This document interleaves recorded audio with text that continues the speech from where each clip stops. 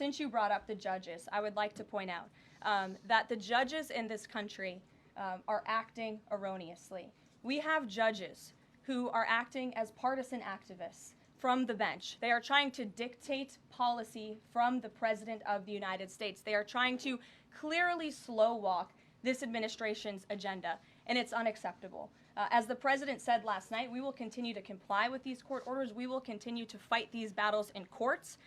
But it's incredibly apparent that there is a concerted effort by the far left to judge shop, to pick judges who are clearly acting as partisan activists from the bench in an attempt to derail this president's agenda. We will not allow that to happen. And not only are they usurping the will of the president and the chief executive of our country, but they are undermining the will of the American public. And I would just like to point out that the judge in this case is essentially trying to say that the president doesn't have the executive authority to deport foreign terrorists from our American soil.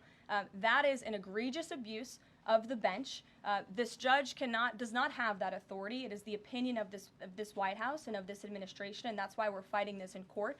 And it's very, very clear that this is an activist judge who is trying to usurp the president's authority. This is a clear, concerted effort by leftists who don't like this president and are trying to impose or slow down his agenda.